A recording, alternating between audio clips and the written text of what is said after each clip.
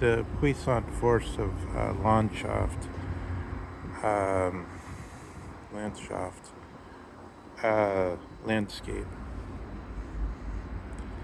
Heidegger mentions that Wissenschaft is formed on the same pattern as Landschaft, so that in the translation it says these both name regions.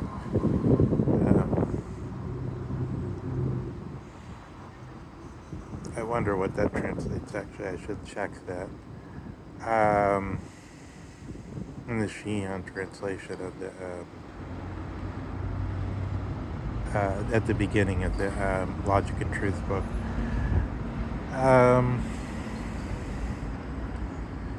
So Simmel is the most sort of strongest sustainer of this Landschaft view of this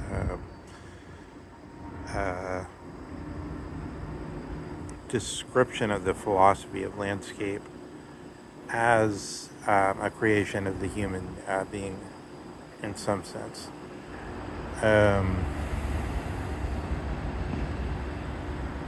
And what he says is rhymes and echoes with what Heidegger takes over in Simmel, I think, partially, is this view that the postcard is already the being. If you're to have the postcard and you're looking at the postcard, it's already the being.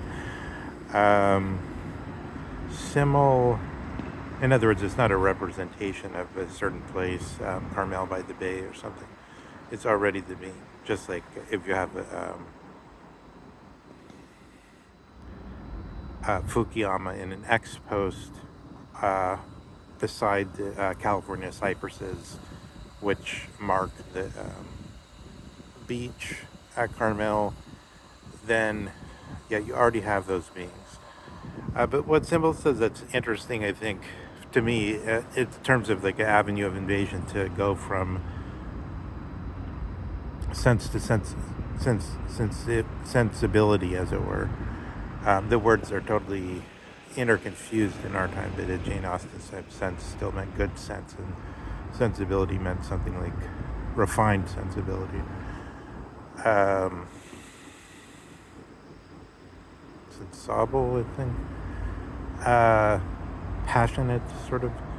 But we say sensibility, we say somebody's sensible also when we mean that they're reasonable, that they have good sense. So the words are, and also we say sense in the first sense of good sense when we mean the senses, the five senses, which are more connected to the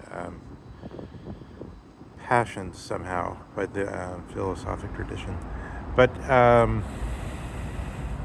what he says, for instance, I have something here before me, and then it strikes me, what if I really had the painterly skill that I could bring that out in some way, in the type of way that really would express my sensibility as I'm now have it towards this thing. But unfortunately, I don't have the art, right? I don't have the ability to produce an oil painting that would really be able to bring out my sensibility. And what Simmel's saying is, in just this longing to produce that reproduction, what we're isolating is, in a certain factor, what landscape is as it's a creation. So the word Landschaft has the schaffen, or creation, in it, making creation. But it's interesting that Simmel says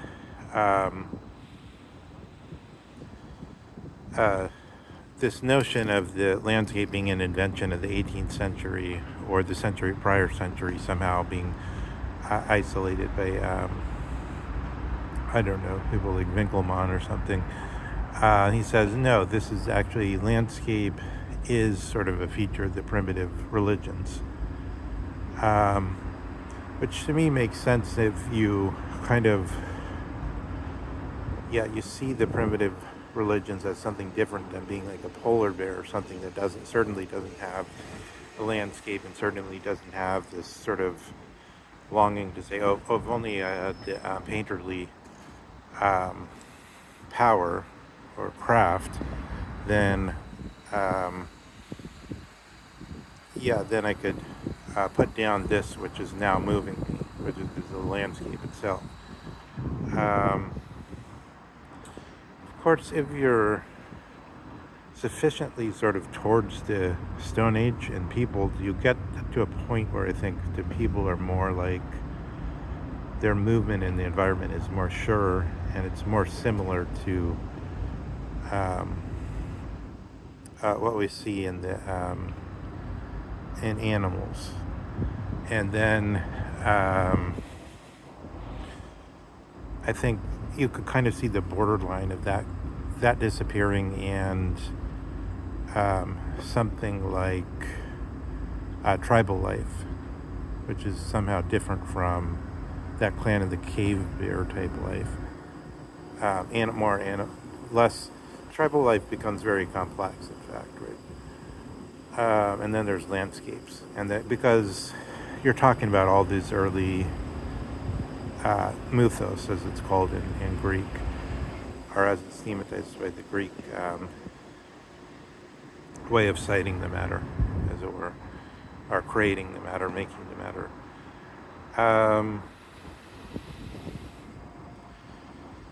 So this juxtaposition, I think, is interesting to keep in mind in connection to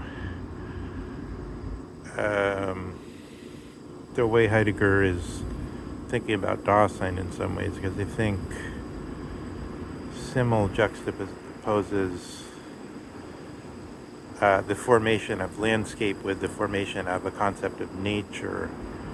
And then we have this type of question, like, when we talk about these very general notions like landscape, is there sort of, isn't it always the specific examples that are coming in to think of what a grand landscape, or what this Schiller Gross or silent grandeur of certain landscapes is, Grand Canyon, whatever.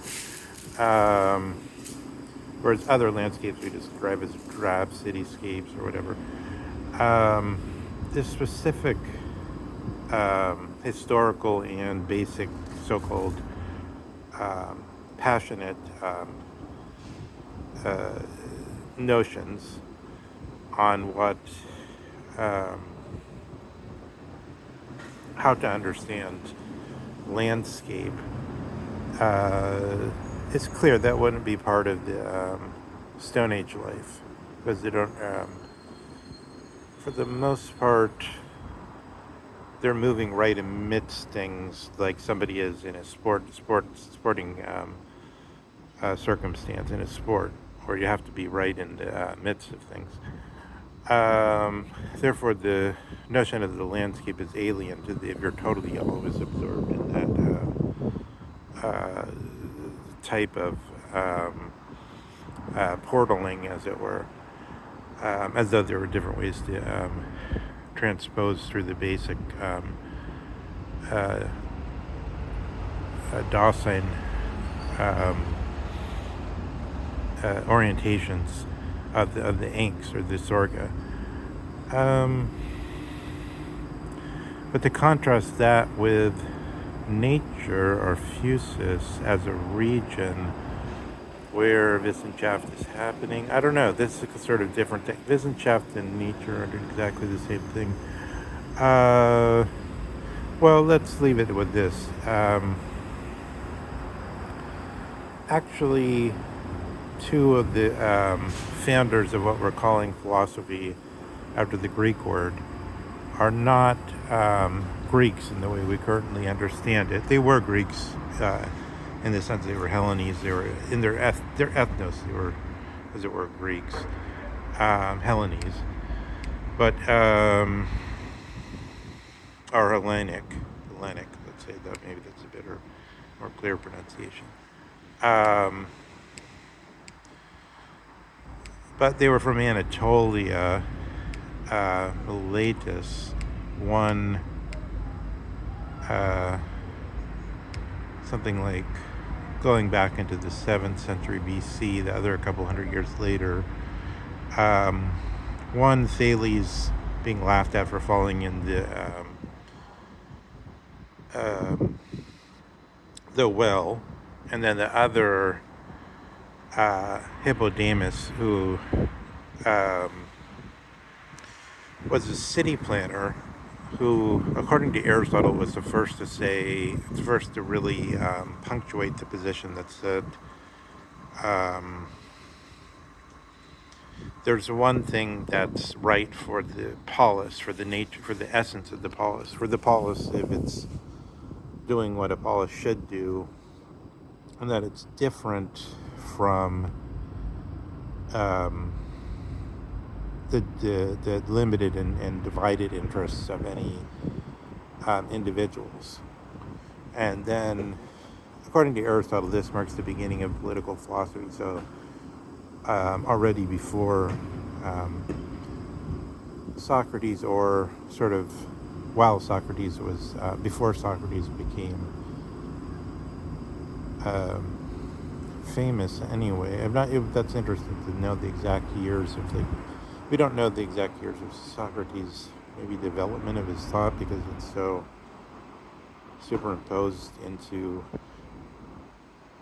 Plato, and we can't really distinguish every moment. We could ask Xenophon, sort of, and then we could see how we could see how, in the clouds, Socrates was mocked by someone closer to his own age. But yeah, then we have this political philosophy tradition as against the philosophy tradition. And again, it's sort of amazing to think of these things in connection with the word like nature, landscape, myth, philosophy, political philosophy.